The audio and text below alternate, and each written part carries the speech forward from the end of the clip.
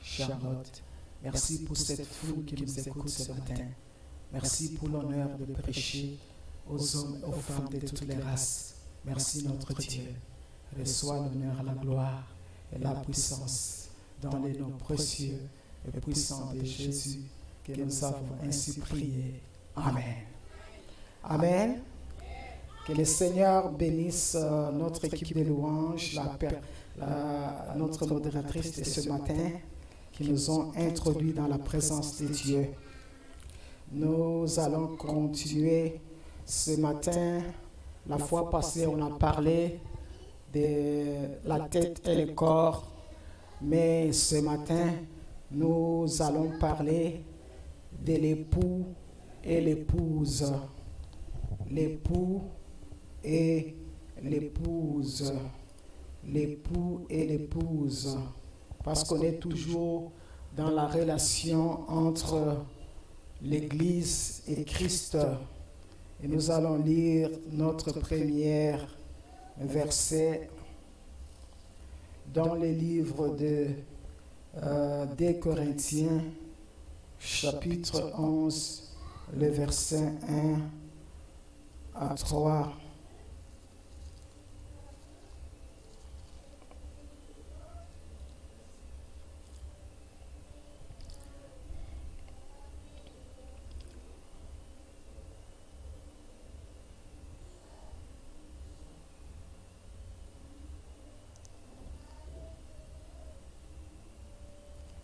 Oh, si vous pouvez supporter de ma part un peu de folie, mais oui, supporte-moi, car je suis jaloux de vous, une jalousie de Dieu, parce que je vous ai fiancé à un seul époux pour vous présenter à Christ comme une vierge pure. Toutefois, de même que le serpent séduisit Ève par sa ruse, je crains que vos pensées ne se corrompent et ne se détournent de la simplicité à l'égard de Christ. L'époux et l'épouse. La Bible dit que c'est Paul qui parle aux Corinthiens. Paul dit aux Corinthiens, il souhaitait que les Corinthiens supportent un instant de sa part la folie. La Bible dit un instant supporter ma folie. Pourquoi est-ce que Paul dit aux Corinthiens un instant supporter ma folie? Puis Paul nous donne la première raison. Parce qu'il est prouvé pour les saints de Corinthe, il jalousie de Dieu. Vous savez, pendant que j'étais en train de méditer, je me suis rappelé qu'on appelle Dieu un Dieu jaloux. Parce que là, ça c'est un autre attribut de Dieu. Un Dieu jaloux. Pourquoi est-ce que Dieu est jaloux? Pourquoi est-ce qu'on appelle Dieu un Dieu jaloux? La jalousie de Dieu a toujours fait référence à notre adoration, à l'amour que Dieu a pour nous. C'est comme on disait, parce que je t'aime beaucoup et je ne veux pas que tu ailles adorer des idoles de peur que quelque chose ne t'arrive. Et c'est pourquoi Paul disait aux Corinthiens, il disait, je vous ai fiancé à un seul époux, Jésus-Christ, afin de vous présenter devant lui comme une vierge pure. Vous savez, dans l'ancienne alliance, Dieu prenait toujours, ce sont parmi les comparaisons. Quand vous allez dans les livres des prophètes, prenons les livres de Osée. Dieu arrivait des fois à comparer la relation qu'il avait avec son peuple comme la relation de l'époux et l'épouse. Et toutes les fois que Israël allait adorer des idoles, la Bible dit Dieu parlait de la prostitution. C'est pourquoi Dieu a envoyé Osée les prophètes pour aller prendre une femme prostituée, parce que Dieu voulait montrer comment est-ce que Israël s'était prostitué en allant adorer des idoles. Et Paul dit aux Corinthiens, pourquoi est-ce que j'éprouve? Il dit, parce que je vous ai fiancé à un seul époux, pour vous présenter à Christ comme une vierge pure. Et Paul explique à l'église de Corinthe que pendant ce temps, nous sommes dans la relation des fiançailles. Notre époux, l'époux viendra un jour. L'époux, avant de monter au ciel, il a promis à son église, il a dit, oh, je m'en vais vous préparer une place. Et lorsque je m'en serai allé, je reviendrai vous prendre, afin que là où je serai, vous y soyez aussi. Vous allez comprendre, quand un homme va fiancer une femme, un homme peut fiancer une femme, et un jour un homme prend un voyage. Il s'en va dans un voyage lointain. Il laisse la femme. Tout ce qu'on attend de la femme, c'est que sa femme reste fidèle. Il n'y a aucun homme, lorsqu'il va apprendre qu'après son départ, sa femme a commencé à se prostituer. Sa femme a commencé à aller avec d'autres hommes. Et cet homme, lorsqu'il va revenir, il va aller prendre la même femme. C'est pourquoi Paul dit aux Corinthiens, je vous ai fiancé afin de vous présenter à Christ comme une vierge pure. Pourquoi? Parce que Paul était concerné par l'état spirituel des Corinthiens. Et Paul avait les désirs lors de l'avènement du Seigneur. Lorsque le Seigneur reviendra, que les Corinthiens soient présentés au Seigneur comme des chrétiens, des saints qui n'ont pas été corrompus par des fausses doctrines qui étaient enseignées. Vous savez, quand je lisais les livres de Timothée, c'est Paul qui parle à Timothée. Il dit l'Esprit dit expressement, dans les derniers temps, les gens abandonneront la foi. Ils vont abandonner la foi. Pourquoi? Pour faire quoi? Pour s'attacher à des esprits séducteurs, à des doctrines des démons. Lorsqu'on parle de la séduction, il n'y a pas seulement la séduction sexuelle, il y a aussi la séduction spirituelle. Parce que la séduction, c'est entraîner quelqu'un dans le mal, entraîner quelqu'un dans l'erreur. Ici, on parle des esprits séducteurs, les doctrines des démons. Qu'est-ce que cela veut dire? Cela ne veut pas dire qu'il y a des démons qui enseignent, non. C'est-à-dire qu'il y a des faux prophètes, qu'il y a des hommes, comme la Bible nous dit, aussi Satan lui-même peut se déguiser en l'ange de lumière. Ses serviteurs aussi peuvent faire de même. Il y a des hommes et des femmes qui n'ont pas été appelés par Dieu. Ce sont des faux prophètes et ils sont inspirés par les démons. Et lorsque nous les écoutons, lorsque nous mettons foi, vous savez, Satan le sait, ce n'est pas, c'est quand si tout le monde verrait Satan en personne, on te dit tu l'adores, personne ne l'adorerait. Et encore, lorsqu'on est chrétien, c'est pourquoi la Bible dit quoi? La Bible dit prenez garde que personne ne vous séduise.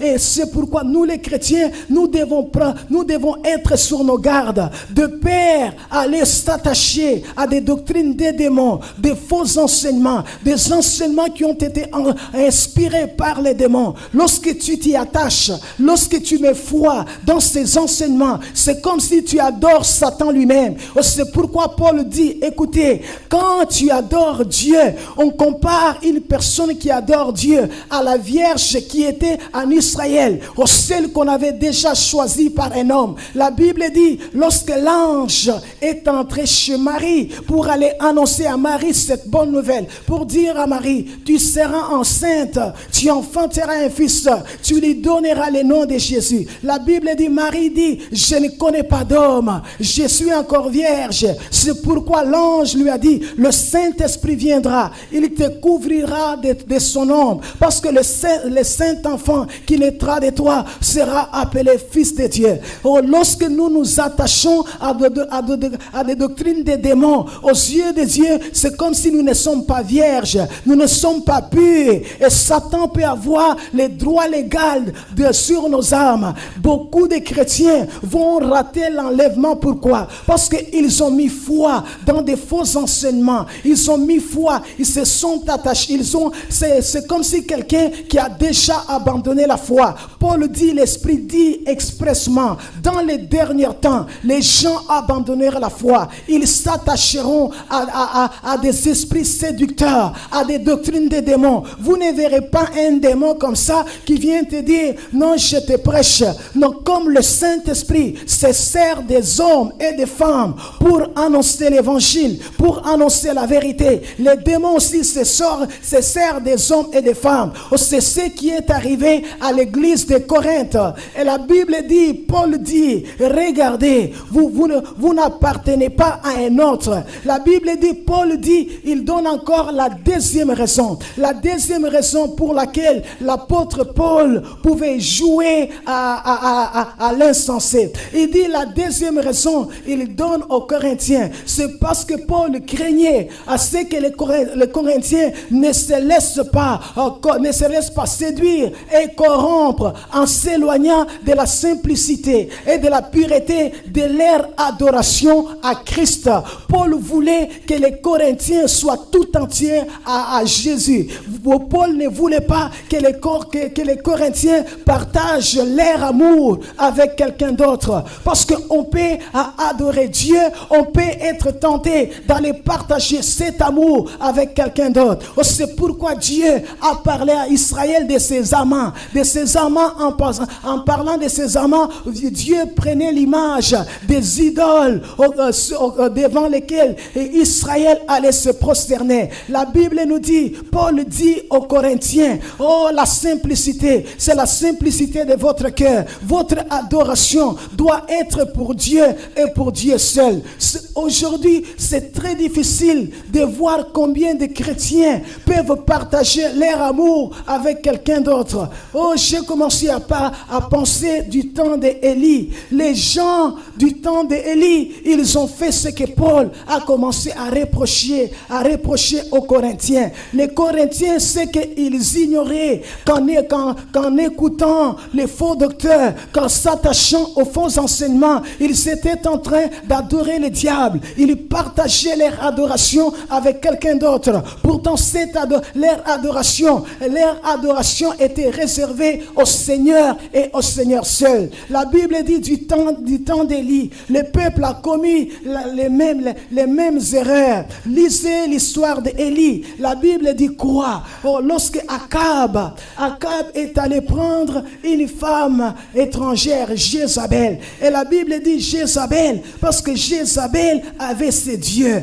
Et c'est pourquoi la Bible dit, le Seigneur disait aux enfants d'Israël, vous n'allez pas prendre les femmes des autres nations. Vous ne donnerez pas vos enfants aux hommes des autres nations, de peur que ces hommes et ces femmes vous détournent de moi. Et c'est vrai, lorsque nous regardons l'histoire de Salomon, si Salomon a abandonné Dieu, si Salomon est devenu idolâtre, c'est parce que Salomon avait oublié que c'était interdit. Salomon est allé prendre une femme égyptienne et une femme moabite, et toutes ces femmes, lorsqu'ils sont arrivés à Jérusalem, ils ont dit à Salomon, oh Salomon, je m'en fous de ton Dieu, je sais que ton Dieu est grand, mais d'où je viens chez les Égyptiens, moi aussi j'avais mon Dieu, chez les Moabites j'avais mon Dieu, chez les Maonites j'avais mon Dieu. Vous savez, la relation d'amour, c'est une relation très compliquée. Quand vous aimez quelqu'un, vous risquez de faire des choses horribles. Moi j'ai vu des gens qui se sont entraînés dans les crimes parce qu'une femme lui a demandé, va tuer mes parents, va tuer mon frère, va tuer tel. Et les hommes, sans réfléchir, sans penser, ils se sont engagés dans cette carrière, sachant pas, ne pensant pas que si tu tues, maintenant, vous n'aurez même pas la relation avec la personne. On va t'enfermer dans la prison. Et c'est comme ça qu'à la fin de la vie de Salomon, la Bible dit que Salomon est devenu idolâtre. Les grands hommes Salomon, le sage Salomon, celui-là que Dieu avait aimé parmi les fils de David. La Bible dit qu'il a fini ses jours en se prosternant devant les idoles. Et c'est comme je disais, la relation d'amour, c'est une relation très compliquée. C'est pourquoi aux chrétiens, il est conseillé. Et la volonté de Dieu est que nous puissions nous marier dans la maison de Dieu. Un chrétien avec un chrétien qui adore le Seigneur. Vous vous mariez entre vous. Parce que Dieu dit, si tu te maries à quelqu'un d'autre, c'est quelqu'un va détourner ton cœur de moi. Et ce fut le cas d'Akab.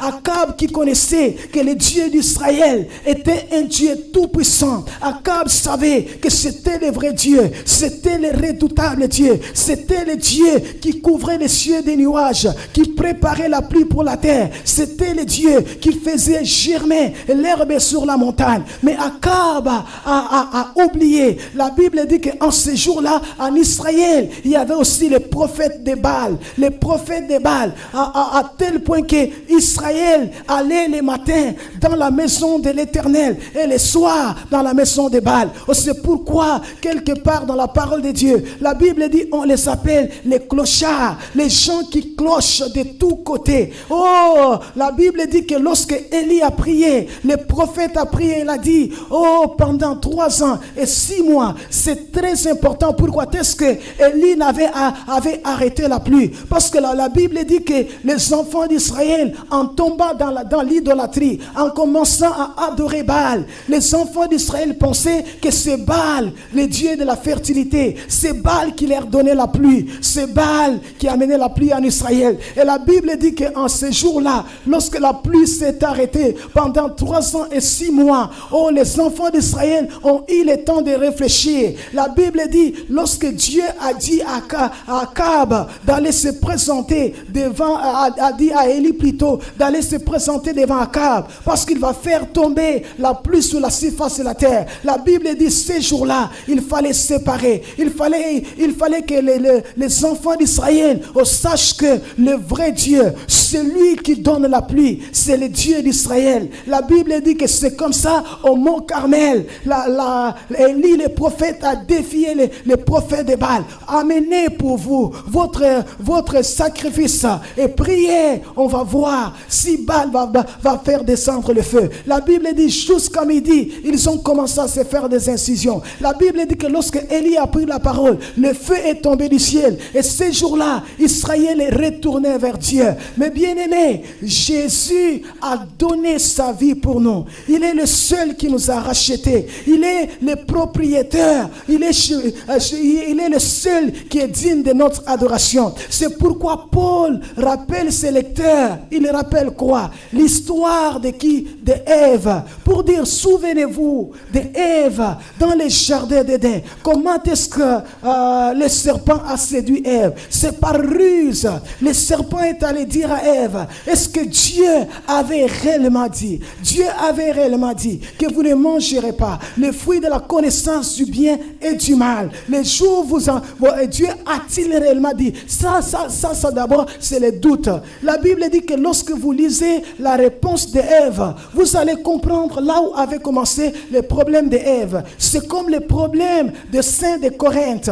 Aussi, vous n'avez pas maîtrisé la vérité. Aussi, vous n'avez pas maîtrisé la vérité, quelqu'un peut vous entraîner dans l'erreur. Vous allez vous attacher à des fausses doctrines. Vous allez vous attacher à des esprits séducteurs. La Bible dit, Ève a dit ceci. Oh, Dieu avait dit, nous ne mangerons pas et nous ne toucherons pas de peur que nous mourrons. La Bible dit, Dieu n'avait jamais dit qu'ils n'avaient pas le droit de toucher. Ils pouvaient toucher le fruit de la connaissance du bien et du mal, mais ils n'avaient pas le droit de les manger. Donc, c'est-à-dire, Ève pouvait aller et toucher et regarder. Et la Bible dit que le serpent a dit à Ève, non, Ève, en lui tendant les fruits. Il dit que Dieu, c'est pour dire, il dit, Dieu a menti. Parce que Dieu sait que les jours où vous en mangerez, vous serez comme lui. Vous serez comme lui. Vous serez des dieux et vous aurez la connaissance du bien et du mal. Vous n'allez pas mourir. Satan a menti. Pourquoi? Parce que Ève n'avait pas maîtrisé la vérité.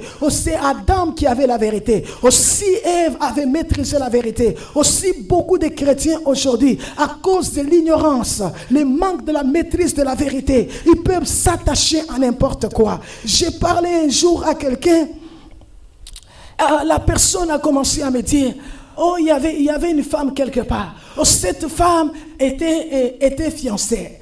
Cette femme était fiancée. Maintenant, les fiancés, en dernière minute, le fiancé a changé d'avis. Il a changé d'avis pour aller prendre une autre femme. Maintenant, la mère de la fille rejetée, celle qu'on avait disqualifiée, elle allait à l'église. Elle allait à l'église. Vous la voyez chaque dimanche à l'église. Et puis la personne qui me dit, oh, vous savez ce qu'elle a dit? Elle veut aller en Haïti pour les messieurs. Mais j'ai dit, ça c'est fou. Comment des gens qui vont à l'église chaque jour, les adorateurs du Seigneur, les gens qui savent que leur adoration est pour le Seigneur et le Seigneur seul. Comment est-ce que quelqu'un peut arriver à penser qu'il va aller en Haïti pour aller chercher, aller consulter un vaudouiste pour que un mauvais sort soit jeté sur la personne parce qu'il a disqualifié sa fille? C'est bizarre de voir ce que les chrétiens sont capables de faire. Un jour, j'ai parlé à un frère et j'ai commencé à lui parler. Et puis pendant qu'on parlait, elle me dit, oh, pasteur Ruth, tu peux prier pour moi. Parce que la nuit, pendant que je ne dormais pas, j'ai ouvert la télévision. Et là, il y avait une femme qui lisait les mains. Et pendant ce temps, c'est l'argent à dépenser sur des cartes de crédit pour aller ramasser la malédiction. Frère, tu es chrétien. Tu as été racheté à un grand prix. Tu ne peux pas aller adorer le diable. Tu ne peux pas aller l'adorer. Et il me dit, oh, prie pour moi parce que là, j'ai été obligé d'appeler la dame. Même c'est fou pour voir comment est-ce que la séduction spirituelle, les gens adorent le diable tout en étant à l'église. Les gens vont aller se faire lire les mains. Les gens vont aller chercher à jeter les mauvais sorts sur les autres. C'est fou de voir ce que les chrétiens sont capables de faire. Ma soeur, mon frère, c'est ce que craignait Paul. Il dit que si Satan avait réussi par ruse à entraîner Ève dans le péché, aujourd'hui, il essaye aussi à séduire des chrétiens. Un jour, j'étais quelque part et puis c'est un chrétien que je connais et puis un serviteur de Dieu. Il m'envoie des choses dans mon email en parlant de l'horoscope. J'ai dit, frère, est-ce qu'il y a encore des chrétiens qui sont en train de faire l'horoscope, ne sachant pas qu'ils sont en train de donner à Satan le droit légal sur leur vie? Ça, c'est la séduction. Un chrétien ne peut pas aller faire l'horoscope parce que toutes ces choses-là, c'est inspiré par les démons. Et quand vous vous attachez à ces choses, vous donnez à Satan le droit légal sur vous. Mon frère, ma soeur, Paul dit ceci: écoutez, c'est bien d'aller à l'église, mais si tu oublies que tu es une vierge pure, tu es dans une relation de fiançailles et l'époux va rentrer, et lorsqu'il va revenir, il ne va pas prendre des hommes qui sont les matins dans l'église pour aller adorer et le soir ils sont à Saint-Michel pour aller consulter, parce que là c'est partager notre amour, l'amour que nous avons pour le Seigneur avec les démons. Beaucoup de gens vont rater l'enlèvement à cause de ça, et Paul rappelle les chrétiens, les saints de Corinthe, c'est à cause de la non-maîtrise de la parole. Parce que si Ève avait maîtrisé la parole, il allait dire à Satan: Dieu a dit. Et la Bible dit, Dieu a dit. Ce que Dieu dit est vrai. Amen. Nous allons lire. On va lire notre deuxième verset.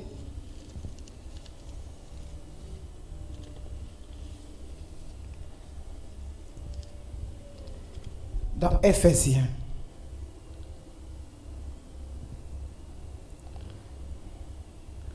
Éphésiens chapitre 5.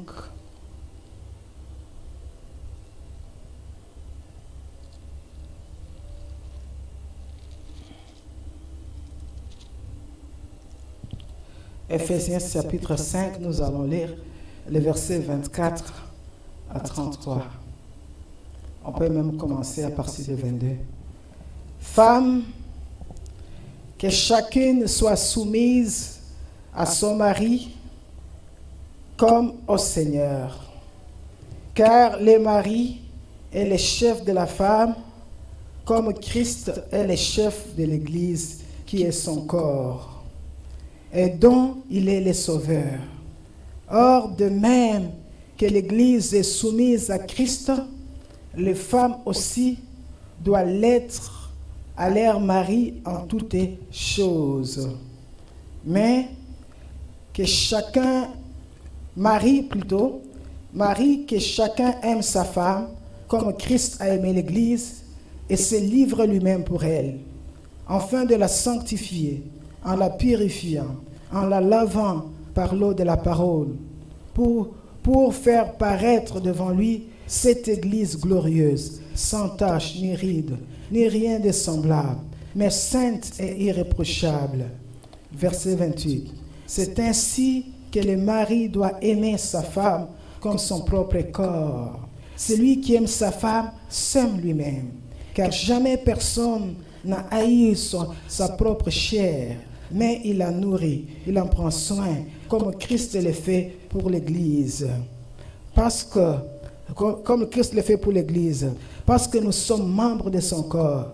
C'est pourquoi l'homme quittera son père et sa femme, et sa mère plutôt, s'attachera à sa femme, et les deux deviendront une seule chair. Ce mystère est grand. J'ai dit celui par rapport à Christ et à l'Église. Du reste, que chacun de vous aime sa femme comme lui-même, et que la femme respecte son mari. Amen. Vous savez, ce verset, c'est le verset le plus compliqué de la parole de Dieu. Beaucoup de gens, des fois, nous ne comprenons pas les contextes dans lesquels on veut parler, dans les contextes, et puis on veut parler aussi dans les buts. Notre but, pourquoi on a pris ce verset. Cette journée, je n'ai pas à cœur de parler de la soumission de la femme, mais on veut parler de la comparaison. Parce que c'est vice-versa. La Bible dit que Paul voulait parler de l'Église et Christ.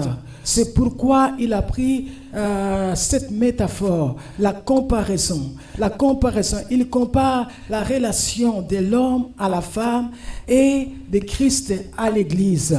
La Bible dit que comme étant l'épouse de Christ, la soumission de l'Église, c'est le modèle auquel doit se conformer la femme.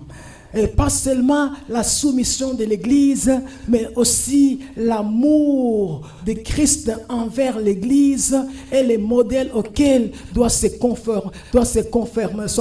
conformer l'homme. La Bible dit, Dieu, le Seigneur est en train de dire, il dit, femmes, soyez soumises en toutes choses à vos maris.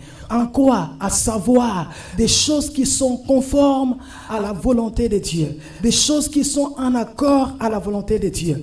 On ne demandera pas à une femme de se soumettre à son mari lorsque celui-ci lui demandera d'agir contrairement à la volonté de Dieu. Mais écoutez mes bien-aimés, moi j'ai toujours dit, ici c'est une femme qui vous parle, n'est-ce pas?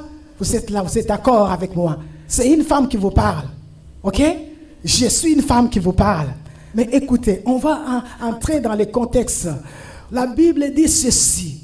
Comme Christ a aimé l'Église, c'est-à-dire c'est l'amour. L'amour a précédé la soumission. L'amour de Christ a précédé la soumission de l'Église. Et lorsqu'on parle de l'amour et de la soumission, c'est l'obéissance à une autorité établie. C'est pourquoi il est juste de dire qu'aucune femme n'aura pas de la misère, n'aurait jamais de la misère à se soumettre à son mari si celui-ci l'aimait au autant que Christ avait aimé l'Église. Parce que ici nous allons comprendre, l'amour de Christ nous est dépeint dans 3 tableaux. On nous présente l'amour de Christ dans le passé. Et frère, ça ce n'est pas, ici ce n'est pas, on ne se jette pas des pierres entre les femmes et les hommes. Mais on veut lire la parole de Dieu. La Bible dit que si tu aimes ta femme, autant que Christ a aimé l'Église. Et quand est-ce que Christ a aimé l'Église? La Bible n'a pas dit que Christ a aimé l'Église après que l'Église soit sans péché. La Bible nous dit quoi? Oh, lorsque nous étions des pécheurs, au moment opportun, et Christ est mort pour nous. La Bible dit, le Seigneur a démontré cet amour, l'amour qu'il avait pour l'Église.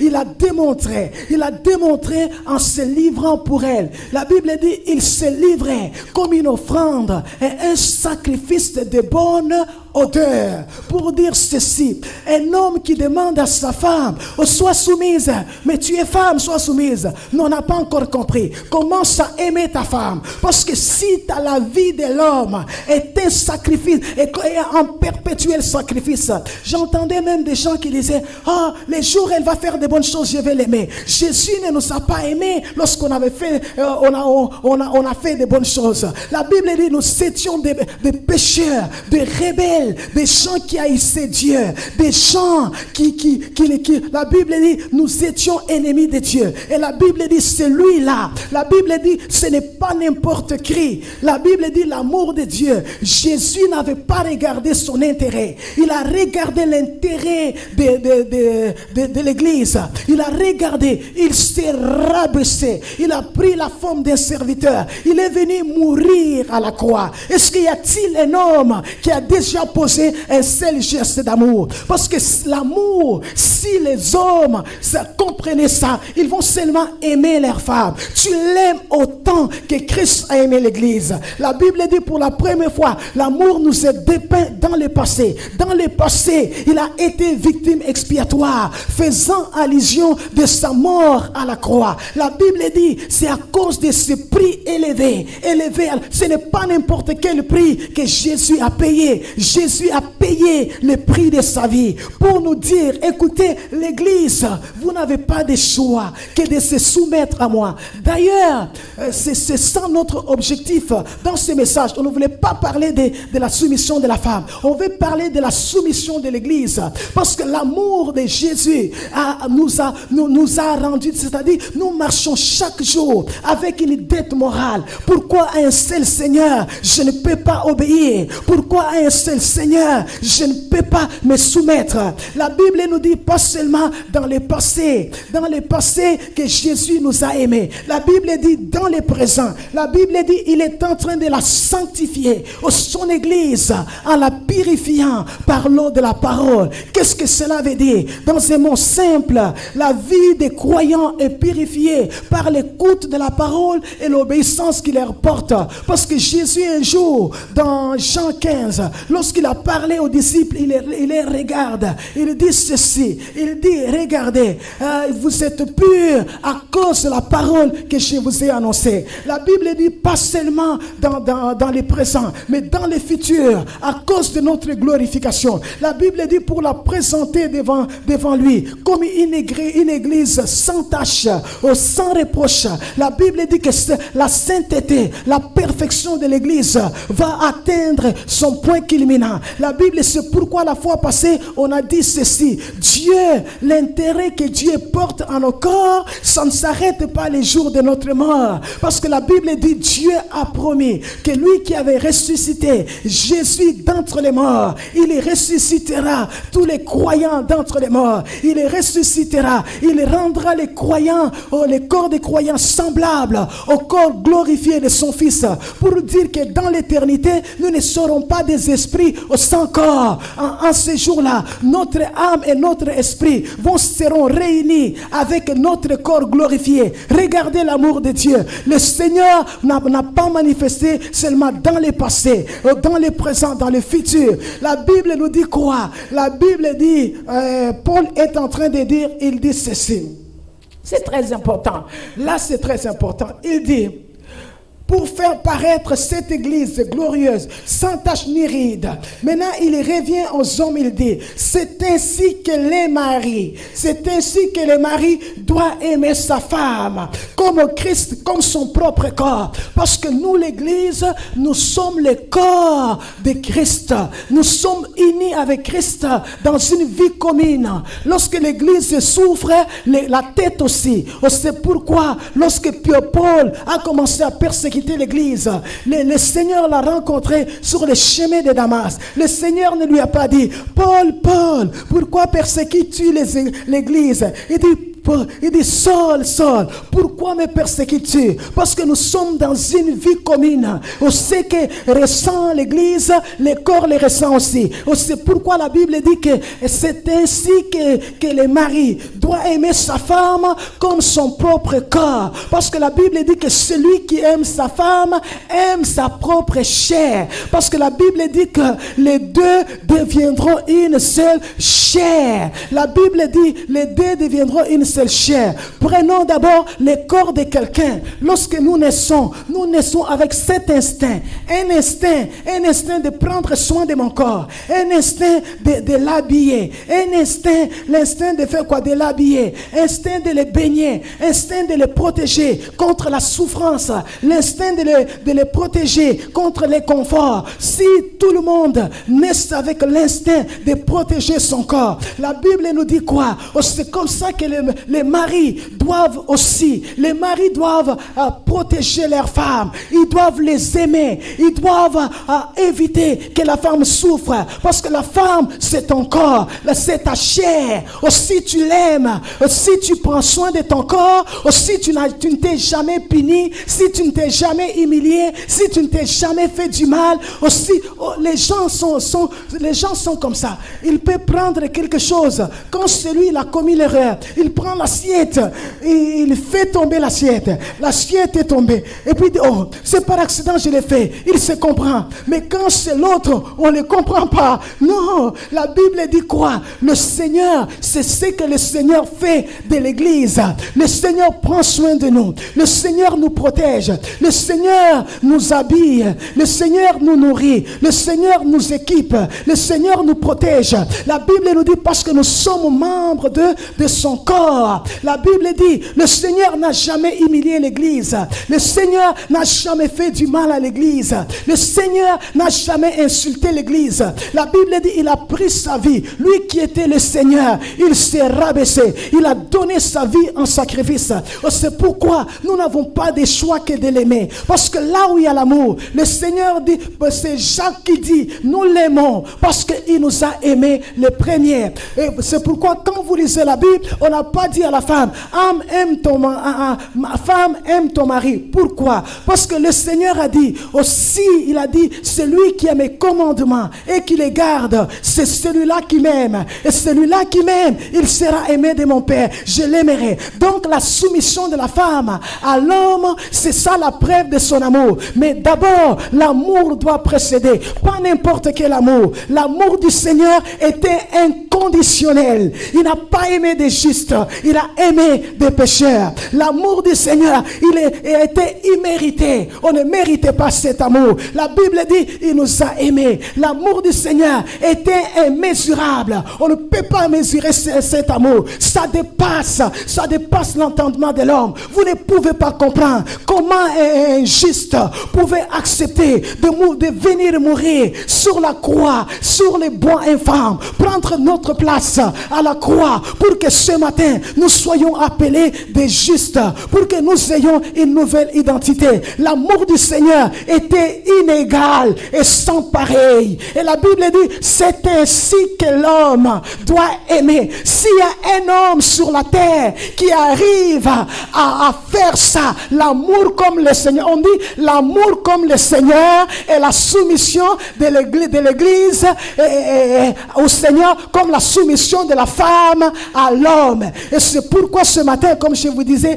mon intention, ce n'était pas de parler de la soumission de la femme. C'était de parler de la soumission de l'Église à Christ. Pourquoi est-ce que nous devons l'aimer? Pourquoi est-ce que nous devons se soumettre? Pourquoi est-ce que nous devons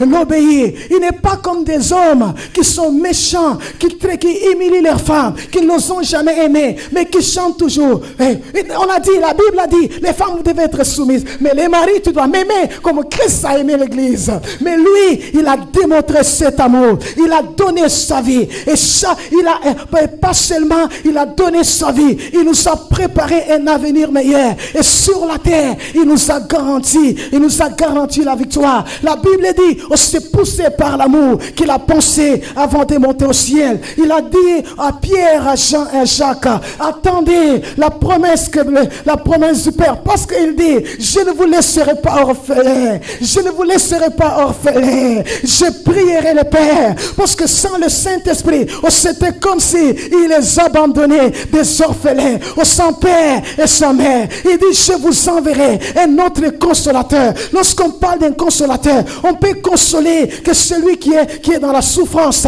dans la tristesse. Vous ne pouvez pas dire, on dit que quelqu'un est dans la fête, et puis vous dites, vous allez le consoler. On console ceux qui sont dans les deuils. On console ceux qui sont dans la tristesse. Et le Seigneur dit, je vous enverrai un autre consolateur, pas n'importe quel, parce que je ne veux pas que vous restiez des orphelins. Un autre de même nature que moi. La Bible dit, le Saint-Esprit, le Paraclet, il sera à côté de vous. Il vous enseignera toutes les choses. Il va vous rappeler tout ce que je vous ai dit. Oh Pierre, Jean, Rita, Antoine, André. Oh, si tu oublies la vérité, le Saint-Esprit te le rappellera. Mais bien aimé, on ne peut qu'aimer un tel Seigneur. Oh, c'est pourquoi l'Église, c'est dans notre intérêt de l'aimer. C'est dans notre intérêt d'obéir au Seigneur. La Bible dit, oh, cet amour était tellement très grand. Nous ne pouvons pas mesurer cet amour. Nous ne pouvons pas dire, oh, si quelqu'un d'autre peut nous aimer comme il a aimé l'Église. Et la Bible dit, non pas seulement le Saint-Esprit est venu. La Bible dit, le Saint-Esprit est venu avec des dons. Des dons. Il a donné des grâces à l'Église.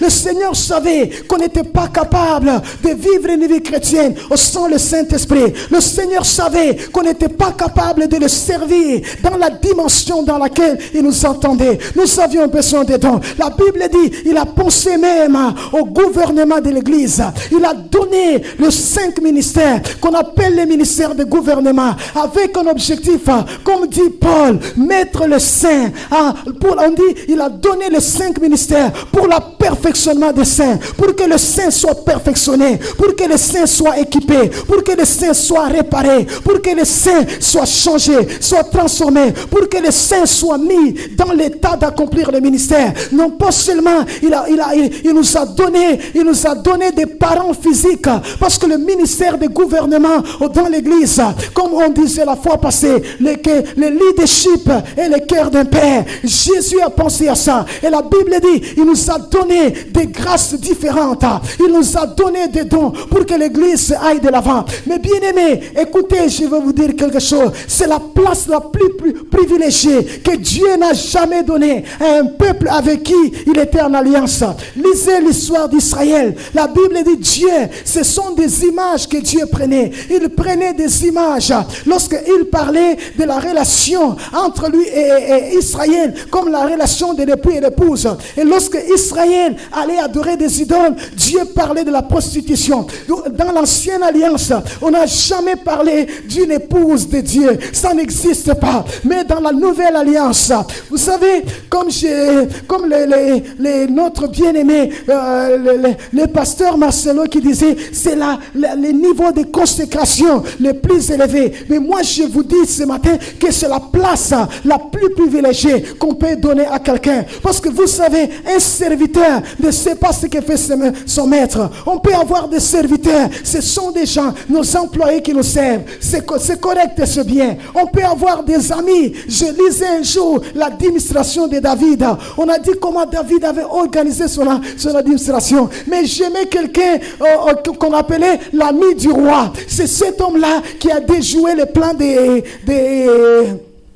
Le plan de qui? Le fils de David qui s'est rebellé contre lui. C'est lui qui avait déjoué son plan. Parce que la Bible dit, lorsque David partait, son ami le suivait. Il a dit, non mon ami, regarde, tu me seras à charge, rentre. Pourquoi? Il dit que parce que l'homme le plus sage était avec lui. Vous savez, cet homme-là, le conseil de David, on dit que son conseil était comme le conseil de Dieu. Lorsqu'il te donne un conseil, c'est comme si c'est Dieu lui-même qui te donnait les conseils. Lorsque Absalom s'est rebellé, le conseil de David s'est associé à Absalom. La Bible dit que l'ami de David lui a dit, rentre mon ami. Quand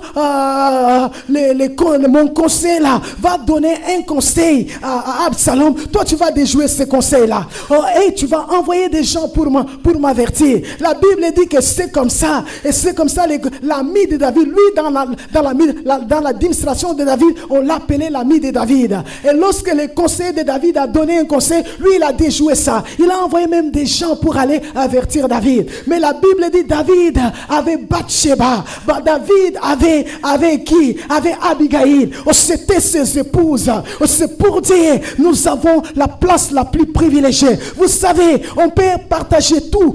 On peut partager des choses avec nos serviteurs, des choses avec nos amis. Mais ton épouse, c'est une intimité spéciale. Ton épouse, c'est quelque chose de spécial. On ne fait pas des enfants avec des serviteurs. On ne fait pas des enfants avec des amis. Mais on fait des enfants avec son épouse. C'est pourquoi c'est à l'église que Dieu a donné les mandats d'aller dire, aller prêcher l'évangile à toutes les nations. Il dit, prêchez l'évangile. Celui qui sera sauvé sera baptisé. La Bible dit quoi? Allez prêcher l'évangile, allez annoncer la bonne nouvelle. C'est pourquoi Paul est en train de dire, il dit les mystères, un grand mystère. Ce mystère est grand. Il dit, c'est là par rapport à l'église. Qu'est-ce qu'il veut dire? Il veut dire, ces buts merveilleux, dans tous les âges, c'était resté caché. Et quel but? Celui d'aller tirer parmi les nations un peuple pour qu'il soit l'épouse et le corps de Christ. C'est pourquoi, mes bien-aimés, c'est avec nous que Dieu doit faire des petits. Il faut que des enfants entrent dans le royaume des cieux. C'est pourquoi nous devons faire de l'évangélisation notre but, de l'évangélisation notre objectif, parce que nous sommes l'épouse. C'est à nous que Dieu a donné cette place privilégiée. Que le Seigneur vous bénisse. Nous allons prier. Oh, Samba Nama, Tamba Shamba.